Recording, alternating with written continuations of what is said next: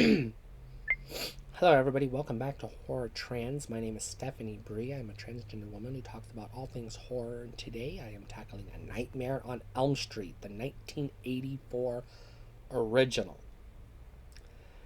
So, if you've been watching any of my videos at all on my other channel or anything like that, you know how much I love Freddy Krueger. So let's go ahead and talk about it. Nightmare on Elm Street is a slasher movie, but it's also a fantasy slasher movie, a supernatural slasher movie, which is rare for the genre. Usually they don't introduce supernatural elements until later in the series, as, to breathe new life into a franchise that's been gone stale or stagnant. So that's not the case with Freddy. Freddy starts off supernatural, and he comes hard. So Freddy Krueger is a child murderer who ends up getting killed by the parents of the victims, and then he comes back to life in the dreams of their surviving children, who are now teenagers, and torments them and kills them off one by one. So I want to do this movie justice, but obviously it's been talked to death, so really, what can I say about it that hasn't already been said? It's fantastic, it's fabulous, well written, beautiful, good acting, classic. It's just a damn good movie all the way around. So it starts off with Freddy Krueger in his boiler room making his glove that he uses as his murder weapon, and then he attacks a girl named Tina, who is our first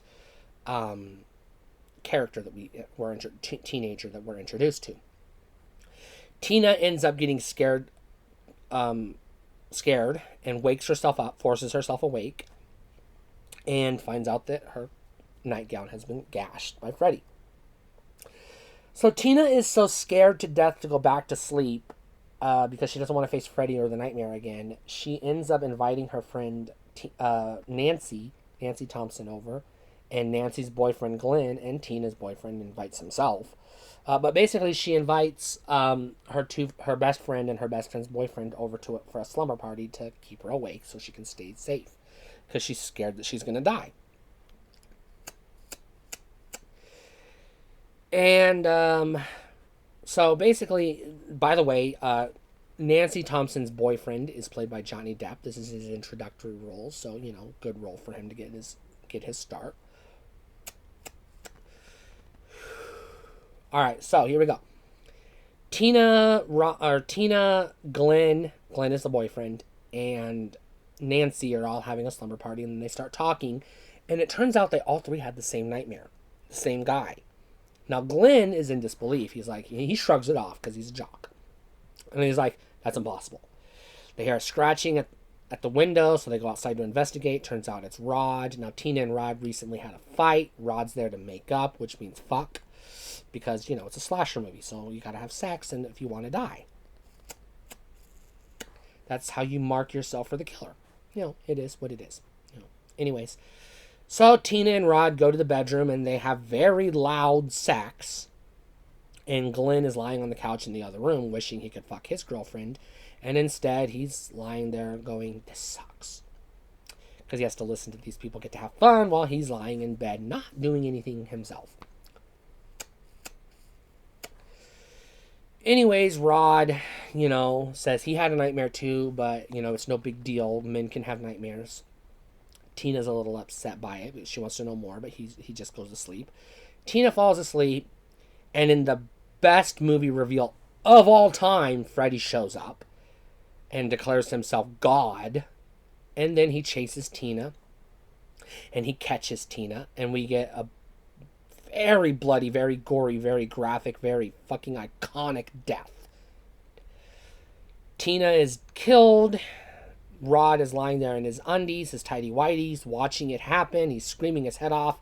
Tina's like, Rod, no. So Glenn and Nancy hear the screams, and they open the door and find Rod is gone and Tina's dead. And they naturally assume Rod did it because, that's a safe assumption to make, looking at the facts. So they go to the police station, we meet the cops, and then we find out Nancy's dad and mother are divorced. And her dad is a cop, and her mom is a drunk. And so basically Nancy spends the rest of the movie dreaming about Tina's death and running from Freddy. And then she investigates the dream. She learns about Freddy. She goes to a dream clinic. She learns that she can bring Freddy's hat out of the dream, so she figures she can bring Freddy out of the dream. Her mom takes her down to the basement and gives us our first telling of the backstory that we're going to hear 100 times. And then she pulls out the glove and says, Mommy took his knives, blah, blah, blah. You're safe. Don't worry. Nancy gets upset, has another nightmare, and then decides that she can't handle the nightmare. Rod dies in an apparent suicide, which it was Freddy killed him, but made it look like a suicide because that's his MO. He does that a lot in this franchise. And frames Rod for his own death, which makes Rod look even more guilty. So Glenn and Nancy are, like boyfriend and girlfriend. They're living across the street from each other, talking on the phone, trying to stay awake. Glenn falls asleep, and we get the best fucking bloodbath in all of horror history. Literally bloodbath. Glenn falls asleep, falls into the bed, and turns into a waterfall of blood. Covers the whole room in blood, drips through the ceiling into the floor down below. So graphic that the coroner is in the bathroom puking. This movie's fucking awesome. Nancy decides it's time to go get Freddy, so she goes into the dream, brings him into the real world, sets up a bunch of Home Alone booby traps first, and then Home Alone kicks his ass, lights him on fire, and then sends him upstairs to her sleeping mother, where Freddy uses the sleeping mother to get back into the dream by killing the mother, who's asleep, and he gets back into the dream. Nancy's dad shows up and witnesses all of this, eyewitnesses this shit happen, and still doesn't believe anything's going on. He's still like, Nancy, what the fuck is going on? And Nancy's like, give me a minute, please. And then Freddy pops up for one more kill. He's going to get Nancy. He's like, fuck you, bitch. Time to die. And she says, fuck you, you don't exist. And then he just disappears. And then, she goes outside. We find out the whole movie was just a dream. And her friends are still alive. And they get in the car. And it turns out it's Freddy. And they drive off into the nightmare. And we get the end of the movie. I'm not going to waste your time too much. This is already getting long for a horror trans video. This is an absolute buy. You need to have this movie in your collection. This is a fan-fucking-tastic movie. This is literally, not exaggerating, not joking, this is literally my personal favorite movie of all time. This is my number one movie.